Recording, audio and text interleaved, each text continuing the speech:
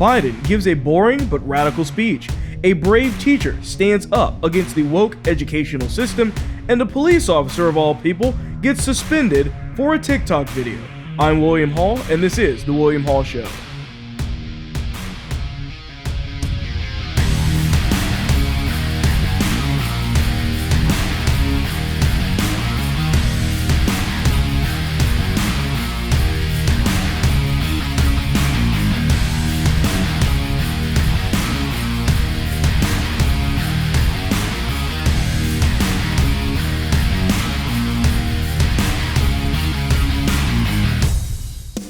Alright, welcome back to the show. So let's go ahead and get right into things. Biden gave a bit of a message 2 days ago talking about the coronavirus. And he used this opportunity, of course, to virtue signal about masks and everything else. And this obviously started off in a way where he was actually walking around alone outside with a mask on. Here's a bit about what that looked like.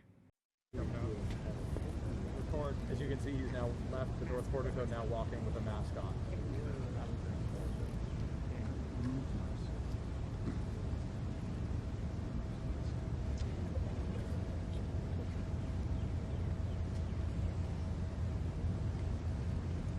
So let's keep in mind here for a second. Biden has had the vaccine. I'm assuming all of them, whatever he needed to take. I'm assuming that he's gotten every single one of the vaccines. We've seen him actually get them. So why is he wearing a mask outside? Somebody want to explain that one to me? This is clearly has nothing to do with him needing to wear the mask. So a lot of people will say, well, he's doing it to set an example.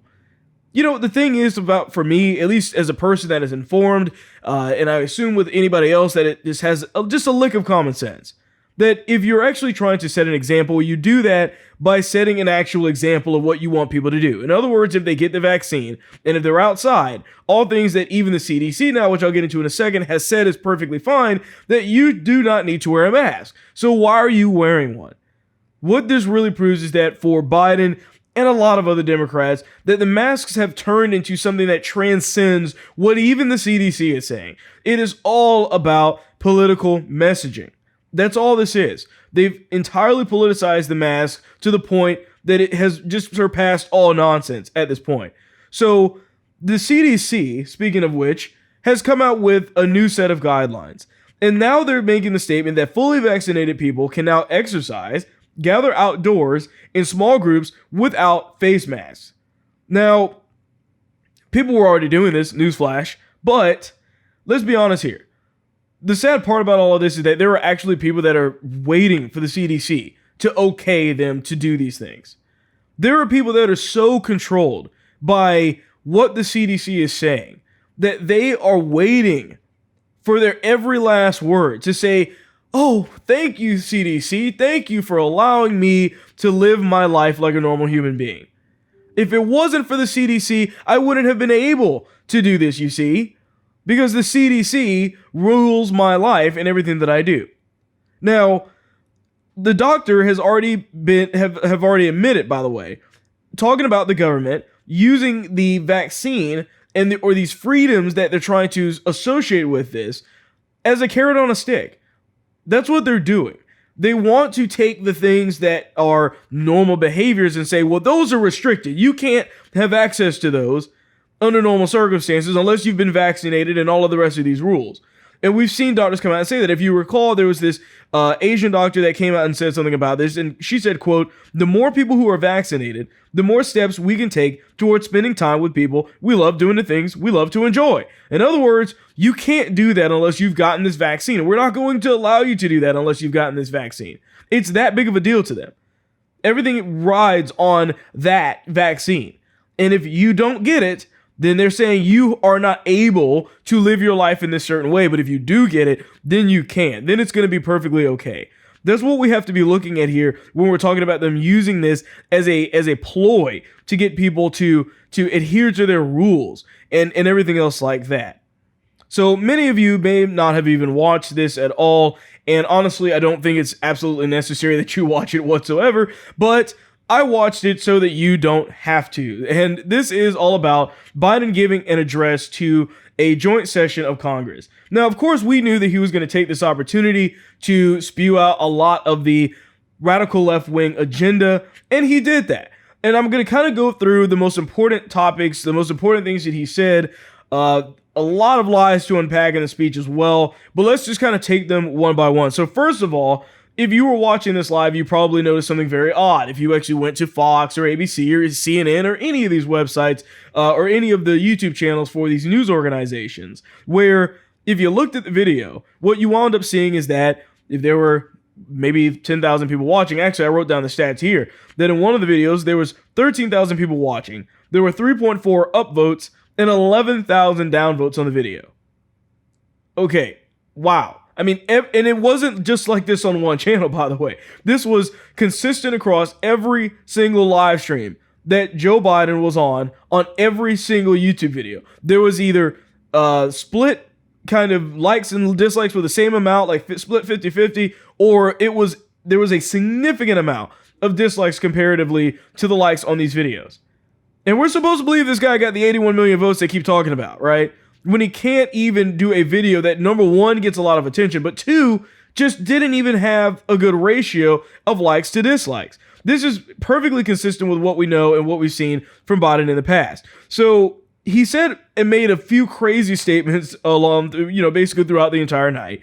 And it starts off with this one in particular where he wanted to virtue signal the second he got up on the stage talking about a female vice president. Mitch and Chuck will understand it's good to be almost home. Down the hall. Anyway, thank you all. Madam Speaker, Madam Vice President.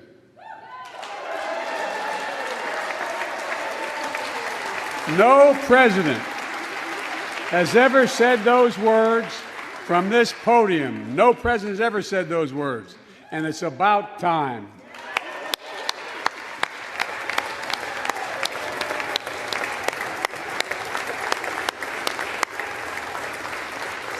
If this was any indication of how the rest of the night was going to go, I guess it would be pretty accurate, because this is exactly how Biden is planning on doing this entire thing. To sit here and virtue signal about the fact that there's a female vice president and that must be the most important thing ever, and we're just going to sit here and talk about it and clap for it all night long.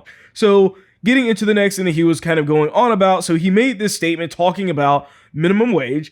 And of course, he's making another promise, which he, by the way, still has yet to have done at all. But he's making another promise to up the minimum wage to $15 an hour. By the way, while you're thinking about sending things to my desk, let's raise the minimum wage to $15.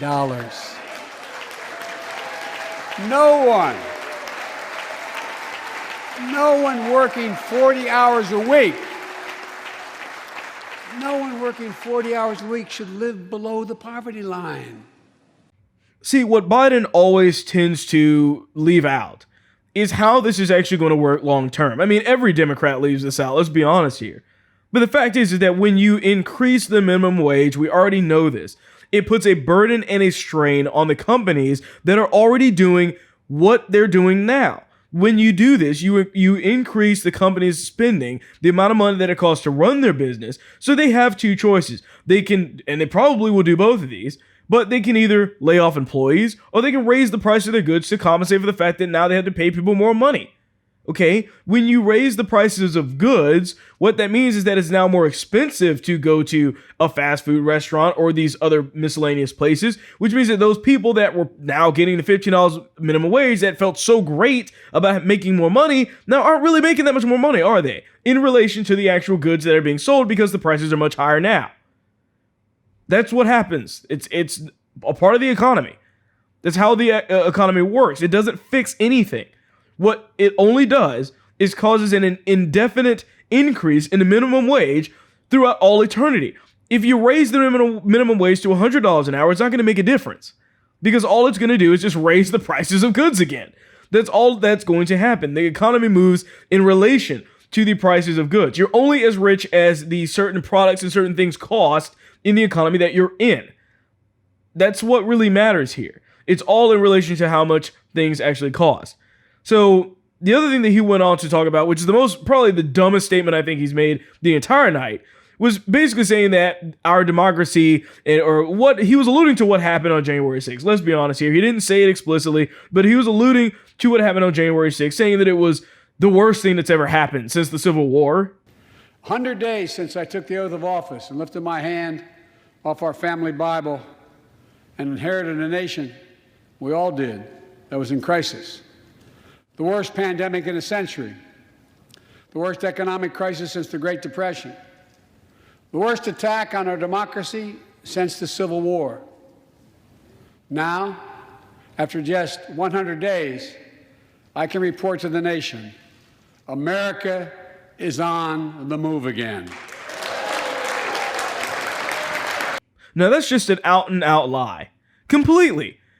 Please show me how in the world what happened on January 6th is anywhere near close to what took place at all to these other events that have happened in history.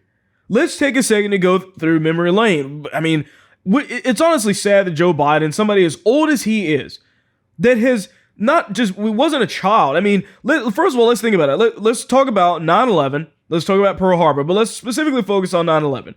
3,000 Americans killed. How was he forgetting about that? Now, see, when 9/11 happened, I was really young. I was in elementary school. I had no idea what was going on. Joe Biden wasn't a child. He can't claim that. He can't say that he was some young child that had no idea what was actually taking place. He would have known what was happening.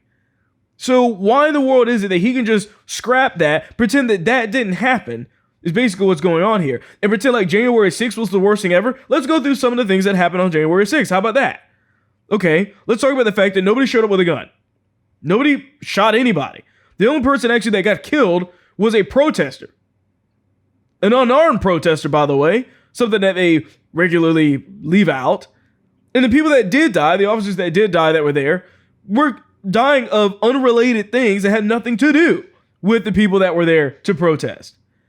But Democrats don't care about the facts. Let's look at the BLM riots all summer. Remember those? I mean, cities were burned, businesses ruined. They're mad at the Capitol. Talk to the business owners that got their businesses completely burned down. Talk to Officer David Dorn that literally got killed by one of these BLM protesters, a former black police officer. Where is he at on that one? Once again, you have to take these things into consideration because he's absolutely misrepresenting what happened on January 6th and putting it at this level that is far beyond what is actually the truth. You can't compare this to 9/11. That's not how this works. What he didn't mention in all of his speeches as well are many other things. He left out talking about the border crisis. He never talked about the fact that there are kids in cages right now that are at the border. Has not addressed any of that whatsoever. Remember who built the cages, Joe? Well, now they're there. They're building more cages, and nothing's taking place at all from that. He failed to mention holding China accountable for the coronavirus pandemic. Actually, China wasn't mentioned at all in an unfavorable light. You know why? Because he's Beijing Biden. It makes perfect sense. We know where he stands with China. He pretty much stands with them. So, once again, I think the real takeaway from all of this is that although Biden's speech was very, very boring, I mean, there was actually a clip that came out of Ted Cruz falling asleep during the entire thing. It was very boring, but it was very radical. And I think we need to keep that in mind. Is that if you just read the speech, if the speech was just available in text and was sent out in an email and people read it, I think what they would see is how radical this speech was. But because you've got this 78-year-old guy standing on stage, bumbling and fumbling through his words, all of a sudden, I think we give it a little bit of a pass. We don't think like, oh, this old guy is basically harmless.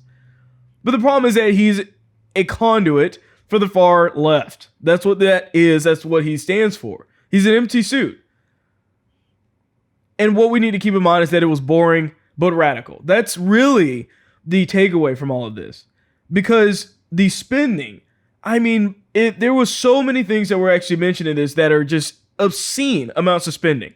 It's absolutely ridiculous. It's throw money at problems and expect them to somehow get solved by these policies, which never works, by the way. So one of the things he was talking about as well, he said that when I think climate change, I think jobs. How does that make sense? You know, these guys, it's real crazy to me because they sit there and they say, oh, climate change equals more jobs. And it's like, look, dude, like, of course you're creating some new jobs in another sector, but we're basically leaving out the thousands and thousands of jobs that are going to be lost because you're taking entire industries away.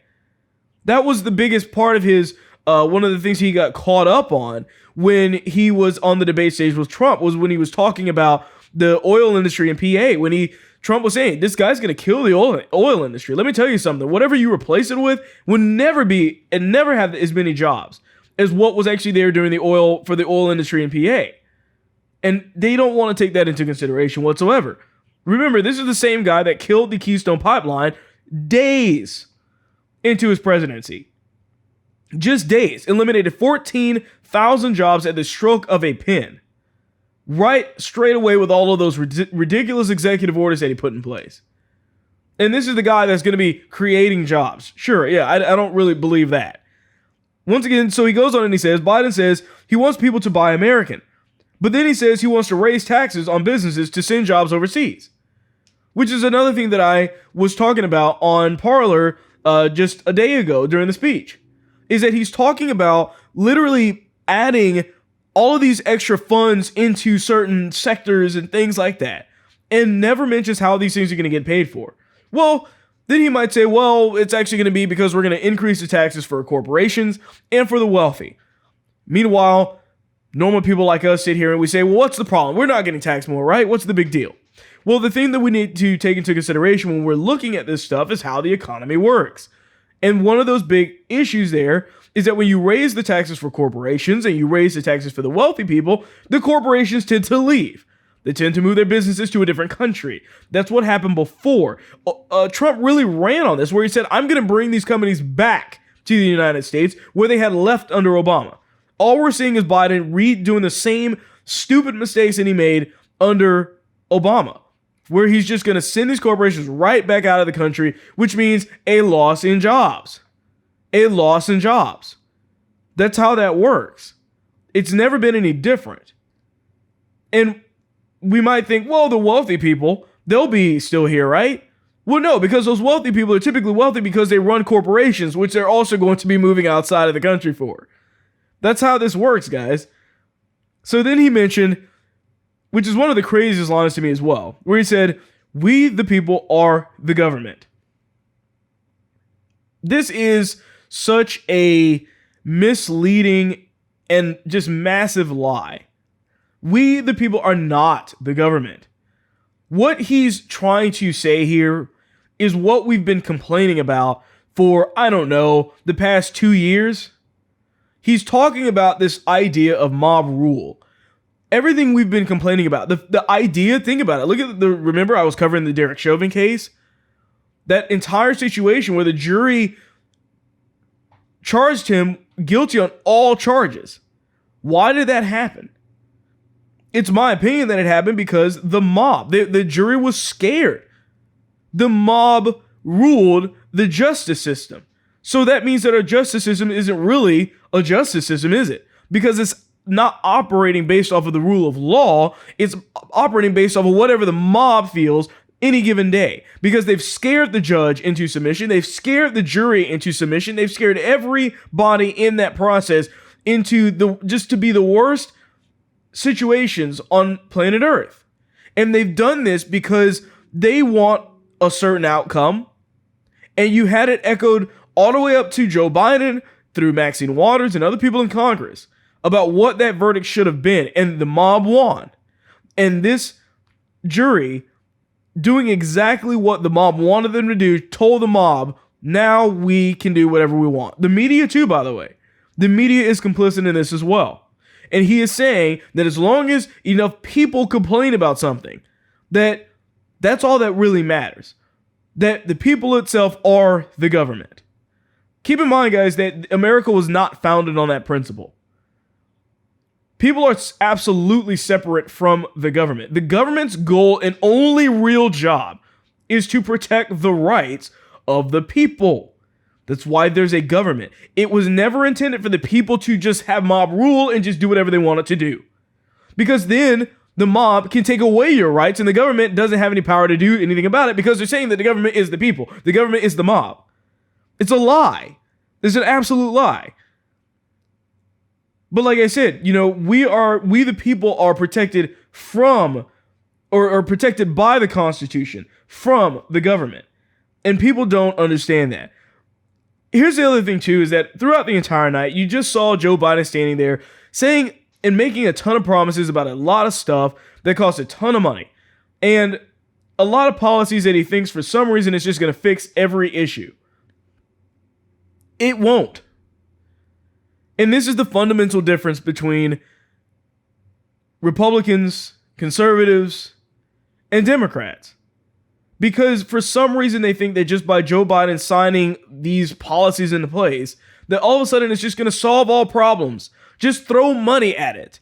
That's how Democrats try to solve everything. Throw money at it. That doesn't do anything. You tax businesses or you tax the wealthy, but those businesses will not remain. So you can't just spend unlimited amounts of money and do whatever it is that you want to do and expect for it to work out the way that you want it to. Now, will Joe Biden and the rest of the administration pull through and push through all of these things that they're saying they're going to do? Probably so. Probably so. As Project Veritas exposed from the guy from CNN, the next thing is going to be climate change. Absolutely. And we're already seeing him lay out the steps when he's talking about it in his speech as well. And notice also how Joe Biden left all of the radical stuff at the very end of the speech. Right when he started mumbling and fumbling and his medication seemed to be wearing off or whatever was happening that caused him to be tripping over himself as much as he did during that speech. I don't know. But overall, once again, the big takeaway is boring but radical. So keep that in mind. This is what people wanted, for him to be ruled by the radical left. They don't care about the rules. They don't care about the Constitution. Whatever they need to do to basically push through any type of crazy radical left-wing agendas that they want to push through. That's all that they care about. So just a quick reminder that I do have a Patreon page where you can donate directly to the show. And if you're listening on Apple Podcasts or any of the other podcast platforms, please remember to subscribe, to also leave a review, as it does help the show out as well. For the longest period of time, we've been seeing teachers have this curriculum now. That is the woke curriculum. It's the curriculum that they're being required to teach in many cases that is promoting a lot of stuff that we've said, even if you want to go along with these ideologies, it simply confuses children. So this teacher, this brave teacher, actually stands up to this woke educational system. And some individuals prefer they as a pronoun. Like meat or bot, they are my best friend. We got kids that can't read and write, and then we're going to teach them incorrect grammar. I mean, it's ridiculous, okay? Who gave permission to talk about this? There's two genders. If you're born with a penis and you have testicles, that's just anatomy. You're a male. If you have a vagina and ovaries, you're a female. A man cannot menstruate. A man cannot lactate and breastfeed a child. You cannot give birth if you're a man. If you want to be an adult and do whatever you want with your life, I'm okay with that. Don't push this ideology on children. I'm not going to work in a district that's okay with that. You need to make a clear statement on how many genders are there, because parents they're already pulling their kids out of public school. They're doing homeschool options. They're going online. It's going to increase as this liberal ideology comes into our schools. This isn't a political indoctrination camp, okay? It's public education. We want to teach education. This should be a wake-up call, plain and simple, because they're teaching this nonsense in the schools, and it's only going to become more pervasive as time goes on, because they think that this is so important.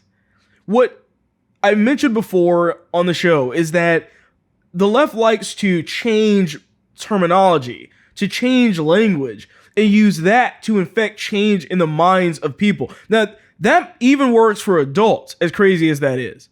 To literally just change the way in which, or the definition of what a word really means, to fit their narrative.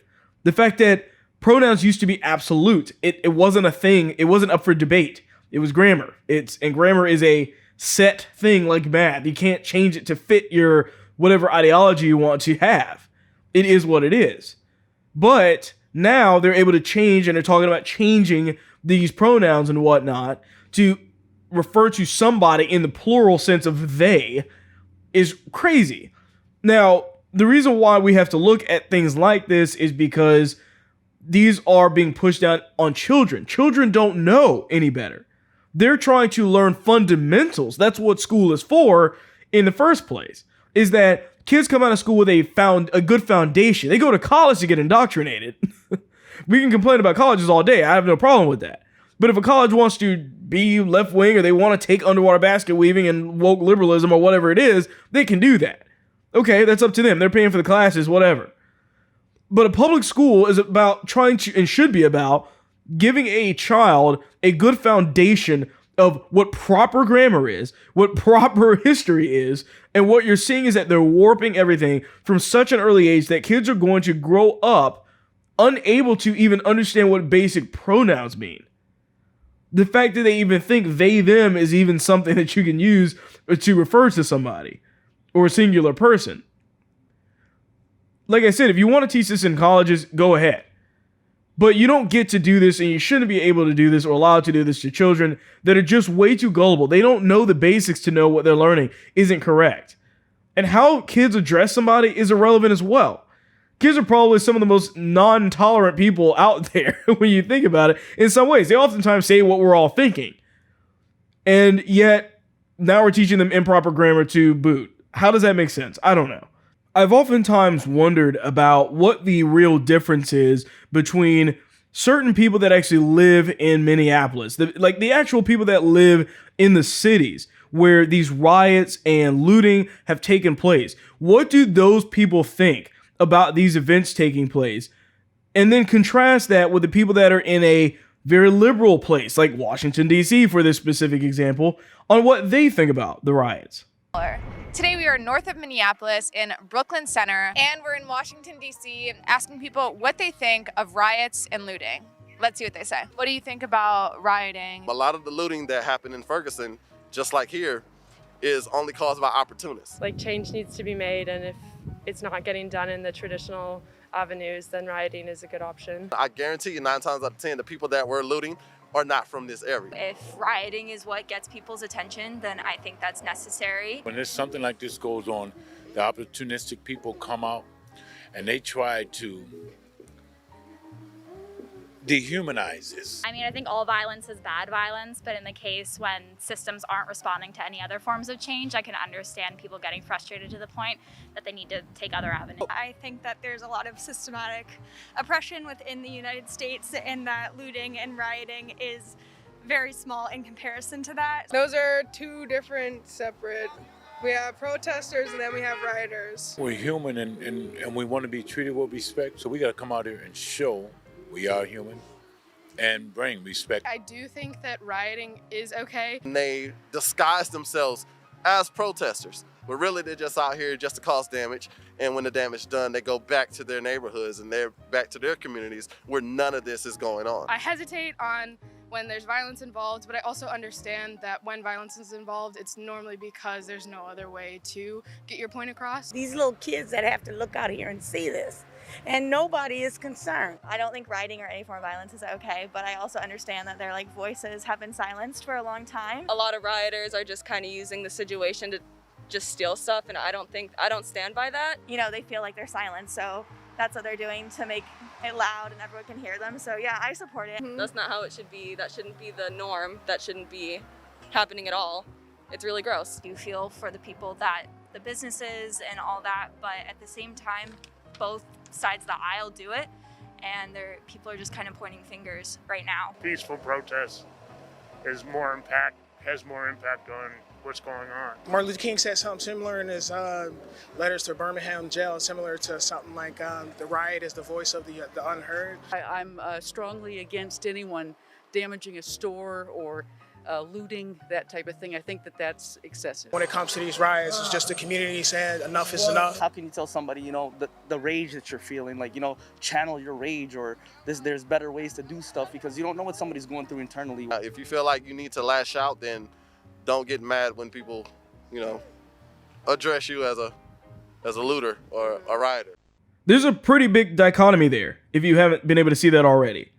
I mean, the actual difference between the Washington, D.C. liberals and the people that actually live in these cities where these riots are taking place is night and day. Now, I know that there's people in Minneapolis that maybe are actually from that city as well, but I think what it really shows is that the people that are these liberals that are in these separated places, they don't care. I mean, as long as those riots don't come to their house, don't hurt them in any way, they're fine with them. And the fact is that most of these people don't even see any black people. You know, that was actually something that somebody had brought up a while ago, is that oftentimes these white liberals that want to be so inclusive and talking about BLM, they've got BLM plastered all over their social media. They're talking about it all the time. They're battling back and forth with actual black people about this stuff, and they think they're so woke. These are the people that don't associate, don't know any black people, don't talk to any black people. So that's their only outlet, is to pretend to care about it so much on TV. Because for them, that's the only way that they can show how virtuous they are, hence the virtue signaling. And the fact is that their theology, their ideology, is shallow. It's only skin deep, because they don't actually feel this way about this stuff. Because if they were in Minneapolis and they got their home broken into, I'm pretty sure that would change their tune very quickly. Once again, it's easy to observe things from afar and say, oh, well, I support that. Yeah, sure, they should be able to do whatever they want. And it's a totally different thing when you actually are somebody that can, number one, either live in that area, or two, be able to put yourselves in the shoes of people that actually got their business burned down. That's the difference between these people that live in the places versus the liberals that are outside of these areas in general that just see things happening on the TV. As long as it's happening on the TV and not here, I'm good. That's basically what they're saying. But they're completely negating and ignoring what these things mean to the people that are actually living in those cities and actually own those businesses. So there's this police officer who made a viral TikTok video mocking LeBron James, and now he's gotten suspended for it. Dispatch, I've arrived at that disturbance. We can have LeBron call my cell phone right away, please. Thank you. Excuse me, sir. Excuse me. No, can you put the knife down, please, sir? Sir, no, sir, don't stab it. No, stop stabbing. Stop. Oh, hold on. It's LeBron. LeBron, hey, yeah, it's me again. Listen, I'm out here at this disturbance call, and there's a guy trying to stab another guy with a knife. What do you think I should do? Why does that matter? Okay, well, they're both black. One guy's trying to stab another guy with a knife. Deadly force is completely justified. I see. So you don't care if a black person kills another black person, but you do care if a white cop kills a black person, even if he's doing it to save the life of another black person? I mean, it doesn't make a whole lot of sense, but then again, you are really good at basketball, so I guess I'll take your word for it. All right. Yep. Okay. All right. Thanks, LeBron. Michael Jordan's the GOAT. What? Nothing. I gotta go. Sorry, guys. You're on your own. Good luck. To be honest with you, no suspension is justified in this situation. There's no situation in which this guy should have gotten suspended from his job. It's a violation of free speech. Why can he not make a video on TikTok making fun of LeBron James? LeBron James is also somebody who dabbles in politics that has no idea about anything about what police officers do. The other thing, too, is that, I don't know if it's maybe just because of the bad optics or something like that, and the police department just got worried about the woke mob going after them or something. But how can the police department even stand with LeBron James either? He is the same person that put out a tweet saying, "You're next," directly threatening the guy in Columbus, Ohio, who saved the life of another black girl. That's what LeBron James is doing. And you're suspending a police officer for that. Let me tell you something. This type of behavior is only going to result in more cops saying, "I'm done," and throwing in the badge and saying, "I'm not going to sit by while even our police department won't allow us to make a comment defending what we do, defending an objective situation of someone doing the right thing." He points out all of the hypocrisies in what LeBron James has been doing and saying. LeBron James doesn't care about black lives, because what he's saying is, well, that cop shouldn't have shot this girl at all to protect the life of this other black girl. He shouldn't have done that. So what he's in effect saying is he's perfectly fine with two black girls stabbing each other to death and a cop standing right there doing nothing to intervene. He's perfectly okay with that. And you have to wonder why that's the case at all. Is it because maybe him being somebody that makes probably, I mean, he's got to be one of the richest people in the United States, that he's sitting up in his ivory tower, unable to really understand what goes on the ground? LeBron James is not a politician. He's not somebody that is educated on anything. Just stick to basketball, man. That's all you have to do, because you have no idea what you're talking about. And this police officer, once again, I think there's a fundraiser that's been started. I think you can find that online if you search for it. But hopefully they, actually reinstate him in his job or something like that, because this type of behavior from police departments is only going to cause other police officers to say, I'm done with this stuff, and they're going to get out. And once again, you're going to be left with situations where certain cities are going to have no cops. They won't have bad cops to worry about. They're going to have no cops to worry about. And once again, as I've mentioned online before, you're going to end up with these cities where it's black people fending for themselves. Okay? You wanted your knife fights? Have at it. Enjoy, guys.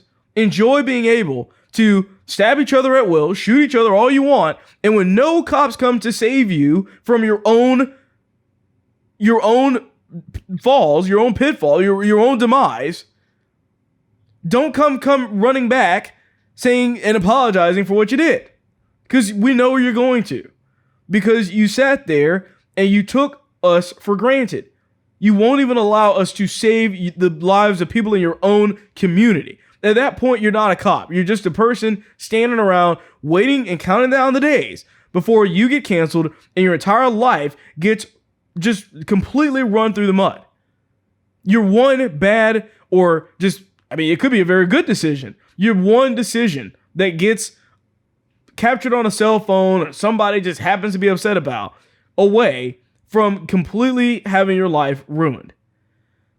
There's this girl, this high school runner that was doing track, competing at the high school. She was a runner and winds up collapsing at the finish line.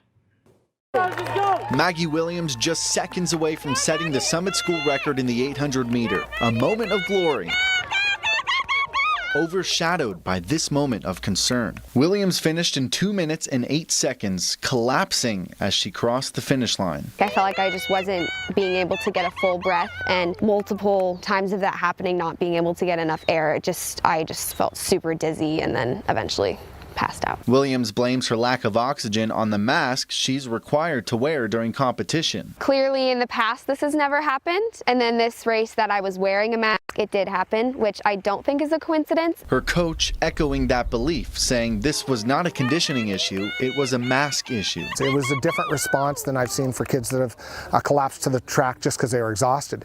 She wasn't sure where she was. Turnbull told News Channel 21 he considered not letting his athletes run again with the current guidelines in place. So he and Williams called on the Oregon Health Authority to make a change. We were so fortunate it didn't end up in a real serious injury with Maggie, but we shouldn't gamble on the next one. OHA listened, releasing this updated mask mandate Monday afternoon. The guidance will allow people to take off face coverings when competing in non-contact sports outdoors and maintaining at least 6 feet of distance from others and the other virus protective protocols.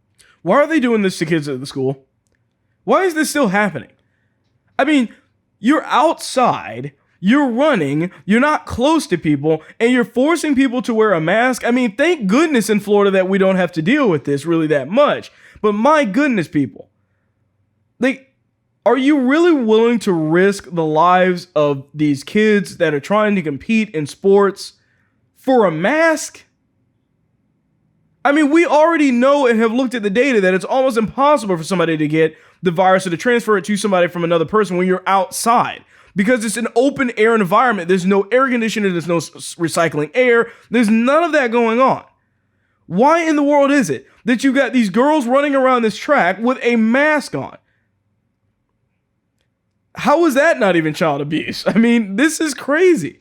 It's absolute foolishness that they're allowing for this to happen. And all it's going to take is for somebody to die. One kid that just pushes themselves too hard with a stupid mask on is going to wind up dying, and who's to blame? Who's that death going to fall onto?